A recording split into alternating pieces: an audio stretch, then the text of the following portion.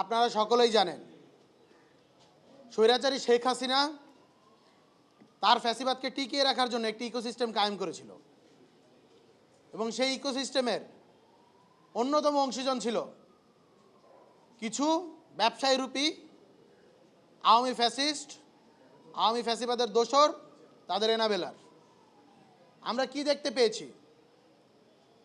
জুলাই গণ অভ্যুত্থান চলাকালে সেই রক্তক্ষয়ী সময়ে যখন আমাদের ভাইদের বুকে গুলি চলছিল, আমাদের বোনেদের বুকে গুলি চলছিল, তখন কিছু ব্যবসায়ী রূপী ফ্যাসিবাদী আওয়ামী দোসর তারা 22 জুলাই 2024 ওসমানী মিলনায়তনে স্বৈরাচারী শেখ হাসিনার ডাকে সেখানে দেখা করতে যায় এবং দেখা করতে গিয়ে তারা কনফিডেন্স দিয়ে আসে প্রয়োজনে 1 মাস ব্যবসা বন্ধ থাকবে, প্রয়োজনে তারা তাদের ব্যবসার যে ফান্ড সেগুলো শেখ হাসিনাকে দিয়ে দিবে, তাদের যা ইচ্ছা তা করবে, কিন্তু হাসিনা শুধু যা বলবে তার অপেক্ষায় তারা থাকবে। কিন্তু তারা এই যে হত্যাকাণ্ড সেটি চালিয়ে গিয়ে এই যে আন্দোলন সেটিকে অস্তমিত করতে চায় এবং তার জন্য যা যা করা দরকার তারা সেটা করার জন্য প্রস্তুত রয়েছে।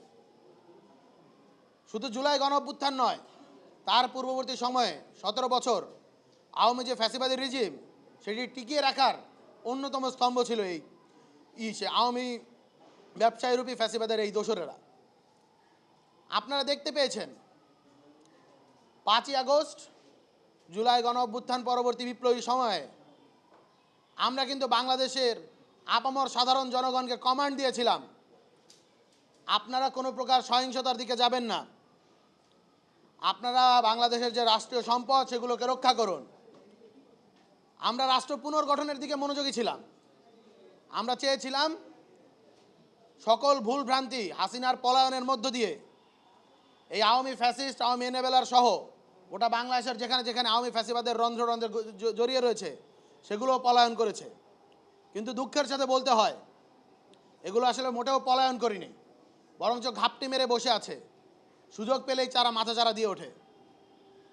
আপনারা দেখতে পাচ্ছেন অনলাইনে হাজার হাজার কোটি টাকা খরচ করা হচ্ছে আওয়ামী প্রোপাগান্ডা ন্যারেটিভ প্রচার করার জন্য। আমার বোনেদেরকে, আমাদের ভাইদেরকে হ্যারাসমেন্ট করার জন্য অনলাইনে হাজার হাজার কোটি টাকা খরচ করছে এই আওয়ামী লীগেরা। এই আওয়ামী টাকায় এখনও আমার ভাই শরীফ ওসমান বিন হাদিকে গুলি করে হত্যা করা হয়। সেই আওয়ামী লীগের টাকায় এখনও আমার বোনেদেরকে অনলাইনে এতটা বিশ্রীভাবে হ্যারাসমেন্ট করা হয়, লাঞ্ছিত করা হয় যে তারা সুইসাইড করতে বাধ্য হচ্ছে। এই হাজার হাজার কোটি টাকা কোত্থেকে আসে?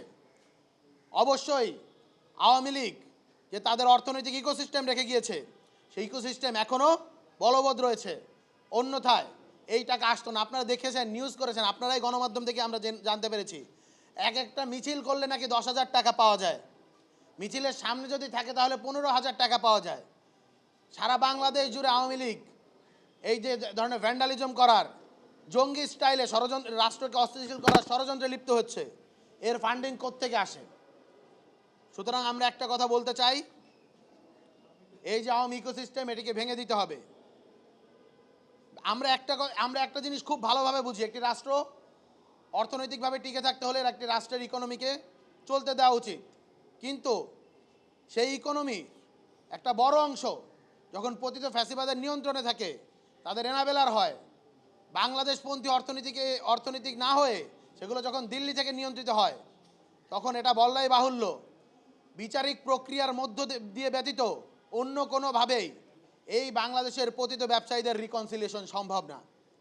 তাই আমরা বিচারিক প্রক্রিয়ার দ্বারস্থ হয়েছি, আন্তর্জাতিক অপরাধ ট্রাইব্যুনালের মুখোমুখি হয়েছি।